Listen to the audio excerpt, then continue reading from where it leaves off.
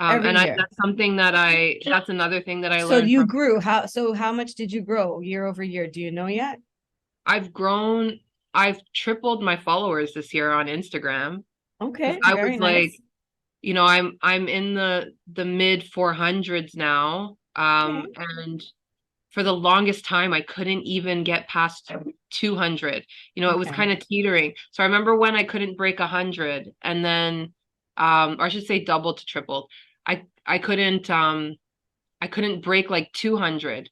Now I'm over 400. Right. know.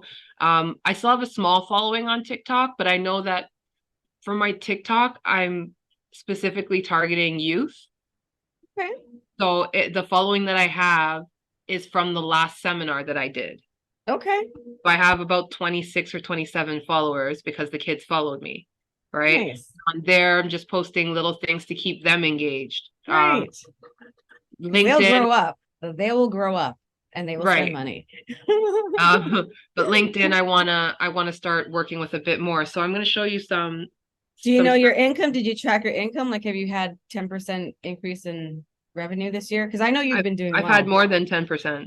Okay, I'd love to So, know that number because I'll be using you as a case study, I think for sure. But yeah, so and again, we're talking corporate stuff, right? Like, don't tell me again when I'm talking about people paying me $5,000 a month. You can't go to Google and have this conversation about analytics. They're not going to say, "So Donna, what did you make last year? What's your plan?" No, you're getting customized.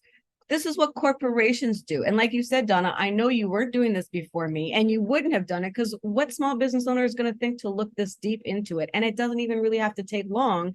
You just have to know what to do. So I'm super proud of you. So tell thank me you. about your growth in all areas of business, social media, and revenue because we can social media follows and everything is great, but at the end of the day that we can't take our followers to the bank to pay our mortgage. We need to make money, and all the growth in the free social media stuff is aimed to get you customers to make the money. So tell me about your growth in all areas. So you said you had like 2 or 3% or times more growth in um your Instagram and TikTok, and then tell me about everything else, and I do want to know about revenue.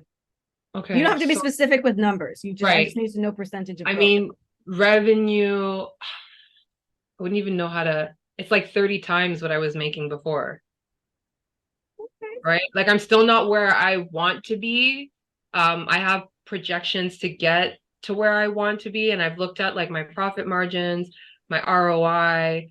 I've looked at my fee, what I charge, what my charge range is for what I'm doing. If it's like a quick acute issue that's custom versus a chronic issue, not even a chronic issue, like four chronic issues in one person, the fee that I'm charging is not the same.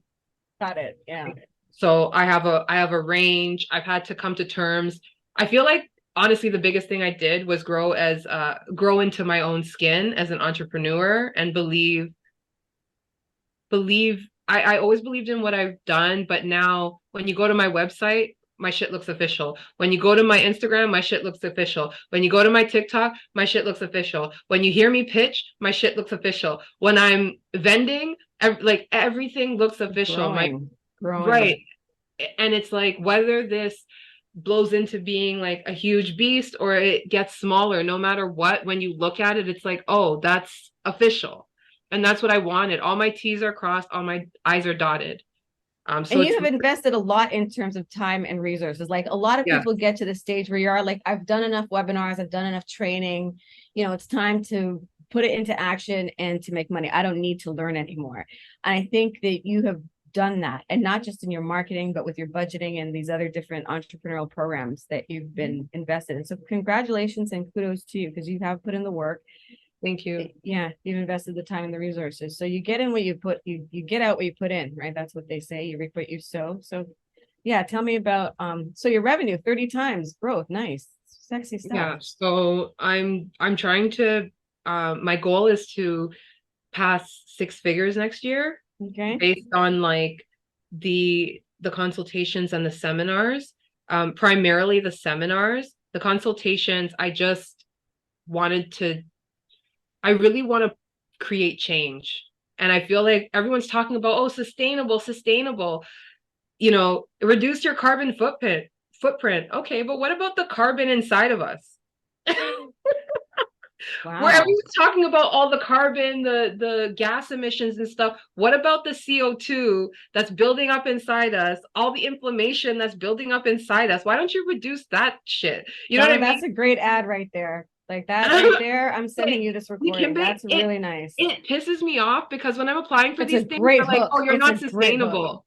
I'm like, "How am I not sustainable when I'm helping people heal themselves? When everyone heals themselves, they start healing the planet. If you're not taking away from yourself, you're not going to take away from other people. You're going to be more conscious. How is that not sustainability in itself?" I agree. I like that perspective because if the mom or the dad becomes healthier in the home, they pass that along to the kids. They act in a certain way in society. Like Jordan's, I mean, I'm Caribbean. Like we drink juice with our food, right? But now, like it's supposed to be water. And so I'm like, I give Jordan water. And now for her, that's her norm. I don't have to sort of poison her with my ways. And so now she's like, healthier. And sometimes she makes me be healthier because she's like, yeah, you're supposed to drink water. I'm like, damn it. Yeah, okay. Exactly. So So I completely agree. right. So just I'm gonna move from this page, but I wanted to show you when I made that post, I had 16 visits to my site the day I posted it. And then a couple days later, like I told you with it, or with it a few days later, like within that time frame, This is um, beautiful. so one was a newsletter that went out and one was the social media post. But you can see this was from the social media and this was from the newsletter, Okay. right? So strategic leads on demand. There we go. What? What? Where do you It get does, that program? it Hook me does, up. it does work though, because you can see everything else. It's kind of Wow. low, you know? Good job, Donna. Um, Thanks. And then traffic Traffic sources. sources. Yes. I've had So 100. again, this is corporate analytics stuff. So you'll know next year or 2025, we're only focusing on LinkedIn. We're going to spend less time on TikTok. Maybe we'll start. So good for you. So yeah, tell me about these channel sources. So here you can see like, if they're direct, if people are looking me up, if they're on socials, or through referrals. Sometimes Um, you can find with Google Analytics, you can find out what words people typed in to get to your site. That is sometimes shocking. And the okay, places that's that good they to know. come from. Mhm. So Chaba, I don't know if you have like an online platform, but like I was looking at this at my bounce rate and like Ooh, I'm looking at this now, I'm seeing where people are spending the most time, oh my God, you make me right? So cry. I know that I brought up my ashwagandha by posting that post about ashwagandha. I brought up the shop page by posting the barcode for shop, or like changing my URL in my actual Instagram, on my Instagram post, right? So where are you feeding people, right? So all of that matters, because if I'm, again, learn this from the Kimbe. If I'm trying to get people to, if let's say I was selling glutathione, but I had other products there, all of my URLs that I put in, I'm going to specifically direct them to the glutathione page, because if they get to the homepage and don't see anything about it, chances are they're just going to leave. Bounce back, and that's not good for your bounce rate. Google is not going to show your URL to people. It's not going to show up on the first page of the search engine results page if they see people come to your site and they just bounce back. But if they see people come to your site and they hang around for like 5-6 minutes, they're like, oh yeah, we're showing this site to everybody who puts in the search term. So good job. Okay, Right. what's this? So What's this? May I hold on. ask you something here regarding the QR code, which I find a great idea. Mm-hmm. I noticed one of your Instagram posts for an event was a QR code, Mm-hmm. but on this ashwagandha, what I was wondering if it would be good to put it on the starting page, like the static image in the top left corner, let's say, or something, so people even without watching the video could just click your QR code. And talking about a QR code, Instagram is mainly a mobile app, so people Right. use Instagram on their phone. How on earth they use the QR code there? Screenshot. Screenshot and then, They can screenshot it. but They then can what? email How it to do they read it? people. Email it to themselves Um, on the computer. I just wonder so if if there's a better yeah, way. so if it's like Instagram, Mhm. I know With there's ways to do it. There's ways to scan it. You could have someone else scan it if you're with them. Because when I'm outside, all I see is people doing this. on their phone. That's Yeah. all they're doing. But if they're with people, there's ways to scan it. So I think the biggest thing is it's easily accessible because it can be screenshotted. And then I'm sure there's ways to get QR codes off of the phone. I don't particularly know for sure. I just know that Just wondering, because you put it in, you must right. figure it's got a purpose, but It does, but I don't know I'm how. just trying to, I could never figure out how to do a proper, like, if it's on my big screen, I just grab my phone, I link it, Yes. and Yeah. it brings up your page. Yeah. But when it's on the phone, how on earth do you do that? Well, some Yeah, people I will Why do I- two. I will do two phones. Like I'll take if I mean a lot of people don't have two phones, but I will take one to open up the other. The screenshot also works, but like sometimes it's just so few people use QR codes. Sometimes it's just attention grabbing. Like it's just, you know what I mean? It's attention grabbing. So that will I don't know, somehow I get them see a to your QR link. You're code, gonna I like scan choose. it instantly and go to the Yeah. page and just check it later.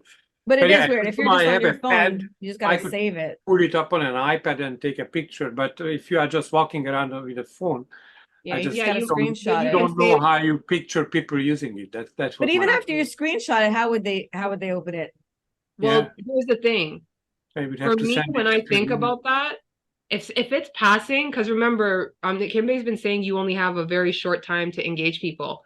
Yeah. If they like the video and they're like, oh, there's a QR code, and they screenshot it, even if they don't come to my page right then and there, when they go back into their pictures, they're gonna remember, oh, and then they might use it. So to me, for Instagram or for social media, the QR code is representative of maybe like a reminder or a way to let people know that I'm still here. Because Mhm. one of the things that some of my clients said is that, sometimes they just forget because they don't hear from me.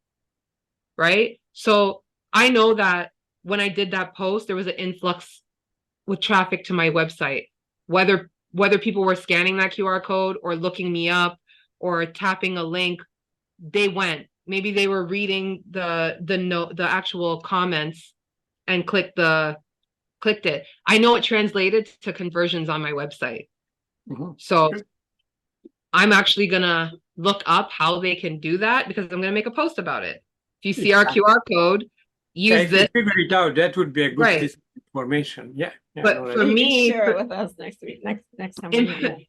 in particular, why I did it is because I'm here for you can see most of my traffic, 78% of my traffic comes from desktop users. So if my barcode is on the desktop, it's not on their phone. I did that. I scanned your code and it pulled up your site. So it does work that way. Right. Nice. So but most of my I see it. awesome. Right. But most of my customers are doing that too. Right. Yeah. You But not everybody uses Instagram on the computer. I Most- agree. But for mobile, there's only 21% of people who aren't doing that. So they're not So the you're majority. making strategic decisions based on Yes. your analytics, man. Yes. Cool.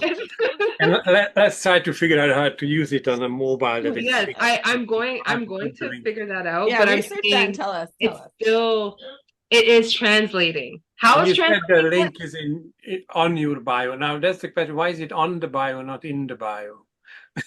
Did it say link on bio or link in bio? Yeah, why not in, by on? That was a typo. Oh, okay. You know what's great about And- typos? Like they get attention. Like people It think like does. sometimes I picked it reread up. my emails and people are like, oh, she's such a freaking idiot. She's a marketer. I'm like, stupid, you paid attention. Like It was a typo. they I don't know. understand marketing. Like they don't understand marketing. Like When I'm you a look up marketer. keywords, Good point. they And show you. it's totally unrelated when you're talking Oh, about what is yeah, a vendor pack. The misspelled words get a lot of hits, man. Yeah, for keywords. So and then And they're I dirt looked at- cheap. Like if you're ever bidding on them online, they're dirt cheap. Like you might pay $10 for a keyword and you misspell it and they'll charge you 3 cents, but you'll still get hits. Oh my gosh. This is some sexy stuff we're talking about. Chaba, are you a Android or iPhone person? iPhone. Okay, so you can see most of my users in terms of browse are not like iPhone is Safari here, or mobile Safari. Safari, this is a desktop.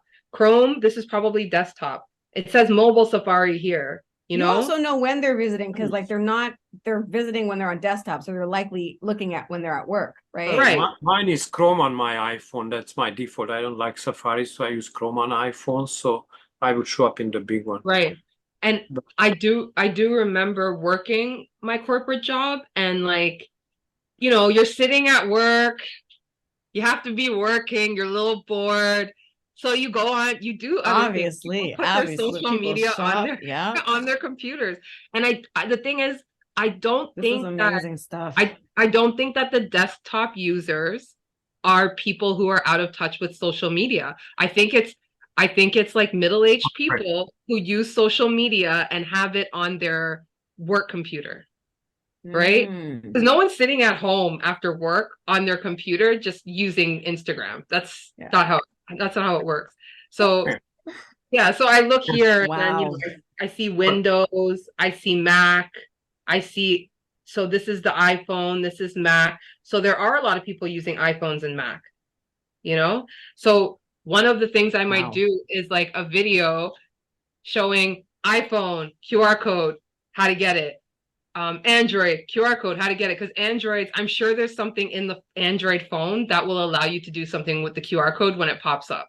That's how smart they are. So anyway, I agree with you with analytics, Nikimbe. I would like I'm to know. so glad you, because I was not even going to have class today. And she's like, yeah, I'll be there. I'm like, okay, fine. We're going to talk about analytics. You have done more in analytics than I have done. And what I love about this, but again, the skills that you're acquiring that you don't even know you're acquiring, like they'll just show up later. Like, how do I know that? Oh, you know, I'm looking at this and it's like not giving me goosebumps, but you could make very strategic marketing decisions like a chief marketing officer. Like next year, you can be like, okay, we are marketing on this channel and that channel. We are optimizing our ads for mobile. We're going to take it out on this network. The topics that we're talking, like you can make strategic, effective campaigns that are more likely to convert than just randomly doing everything that you think you're supposed to do.